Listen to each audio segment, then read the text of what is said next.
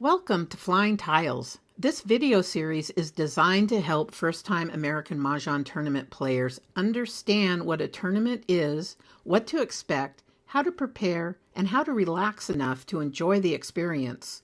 The focus is on confidence building, clarity, etiquette, pacing, and psychological readiness alongside skill building drills. This series applies strictly to American Mah Jongg tournaments using National Mah Jongg League rules. Tournament rules may vary by event. The tournament director is the final authority. Let's start by practicing some Charleston sprints. Charleston sprints are just Charleston modeling that are being timed, so you can see how fast you can do the Charleston. So beginners are about 4 minutes or longer. Intermediate players are around 3 minutes. And advanced players are around 2 minutes. As you can see there, I have my tiles lined up for my right over left and left over right. I do have a video on how I set this up called Charleston Practice for One, Set Up and Play. Charleston sprints are about training the brain to decide clearly before doubt takes over. When we time a solo Charleston, we're practicing decision-making under gentle pressure. No stress, no panic, just enough structure to build skill. Let's talk about what this drill actually teaches. First, it forces organization before opinion. When there's a clock, players stop overthinking and start sorting. Tiles get organized right away, patterns become easier to see, visual clutter disappears. That matters because when your tiles are organized, your brain has more room to think. Second, this will help players shift from hand hunting to section thinking. Beginners often try to audition 10 different hands at once. That is really overwhelming. Charleston sprints quietly teach a better question. That question is, what category is strongest right now? Not perfect, not final, just the strongest category right now. That's how American Mah Jongg decisions are made. And third, Charleston sprints help to sharpen pattern recognition. The more often players do time Charlestons, the faster they spot multiples, near multiples, runs, and useful groupings. This is how speed actually develops, not by rushing, but by being familiar with the tiles and the card. Over time, players recognize the strongest direction to build a hand. Fourth, it reduces Charleston paralysis. Many beginners freeze because they believe if I choose wrong, I lose the game. Charleston sprints teach something very different. That direction is temporary. Rearranging is allowed. Backup plans are normal. That lesson builds confidence, not just speed. Fifth, it improves tile passing discipline. With limited time, players learn to pass the clutter, not potential. Players will stop gifting opponents neat little bundles. They instinctively split risky tiles. Those habits stick even when the clock is gone. 6, it creates a visible growth ladder. There's evidence that you're improving. Timing becomes feedback. It's not judgment. 4 minutes tells a beginner to focus on organizing and staying calm. 3 minutes tells an intermediate player you're seeing potential faster and choosing direction. 2 minutes or less tells an advanced player your process is efficient and controlled. Players don't just hear that they're improving, they feel it, they know it, and they see it. Finally, Charleston sprints prepare players for tournament pace without the tournament pressure. Players are able to practice making decisions independently within time limits, without penalties or social stress. That's where calm confidence is built. The real power of Charleston sprints isn't speed, but it's learning to trust yourself. Players stop saying, I hope I choose the right hand, and start saying that I trust my process. That shift changes everything.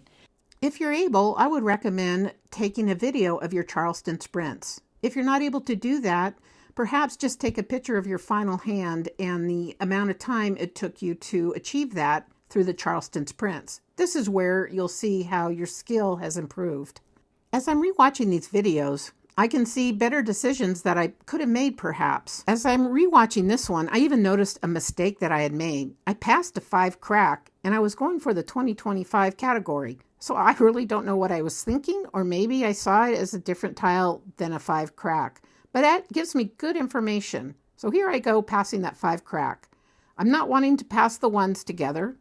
So I'm wanting to build my hand and not help my opponents build their hands. So I try to split up my tiles as best I can. I try to pass tiles that don't go together in a hand. And it can be difficult sometimes. You just have to do the best you can and make the best decisions that you can. Wow, I really got lucky there. I got another 5 crack and another soap to move me towards that 2025 category. I have several options, a lot of potential there to bring in a 2025 hand. So this is my last, right? Let's see what I get. I get a 1 bam, whoops, 2 dot, very good, and a 4 crack. I did a minute and 56 seconds. Almost 2 minutes. Pretty good. I'm pretty happy with that. And I'm just assorting my tiles, getting the like tiles together so I can have a better visual in regard to what hand I might move towards during gameplay. Let's take a look here on the card. So I'm thinking about that first line there. Also, I've got a lot of options, perhaps even the closed hand there on the bottom. So yeah, I'm really happy with what came in. I could do a closed hand, 30 points. That would be great. This will be my last Charleston sprint for the video. Let me know if you have any questions about tournaments, and I will answer your questions as soon as I see them and may incorporate them in my upcoming videos in regard to getting ready to play in a tournament. I remember my very first tournament. I was so excited. And in this tournament, there was a section for intermediate players to play, and there's a section for advanced players. I, of course, put myself in the intermediate section. I didn't think that I was advanced, even though I was doing Charleston's a little greater than 2 minutes. So the person that was East had never been East before. There was another player that was supposed to be in the East seat at our table, but she had gotten sick at the last minute. So this newer player had stepped in. Unfortunately, she didn't know what to do or what East was supposed to do. She was really suffering because she really didn't have a clue. Fortunately, due to my anxiety, I over-prepare. I mean, I read everything about a tournament. I watched all the videos, anything I could get my hands on. And I actually had somewhat of a clue in regard to the East position. So we both kind of stumbled through it together. So that particular tournament was low key, but my learning curve was pretty steep there, and I really enjoyed it. The goal that I had set for myself at that tournament was to be able to keep up the pace, during the Charleston, during the right over left, the left over right, as well as to be able to keep up the pace during the pick and discard. I also wanted to really pay attention to any joker exchanges, any opportunities such as that arose for me. I was able to make a few mahjongs, which was a lot of fun, but I would say that my play was more defensive, as the other goal was not to help the players make their mahjong. So I was paying attention to what the exposures were on the players' racks, as well as what they were discarding. And I can say that I did achieve those goals. In the description area of this video, I'm going to include the links of the videos I watched before my tournaments, the ones that really helped me prepare and understand what a tournament is and what's expected.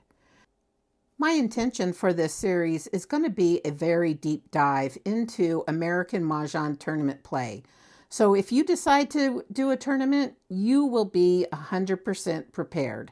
If you want any questions answered about Mah Jongg tournament play, don't forget to put them in the comments. I'll see you in the next video.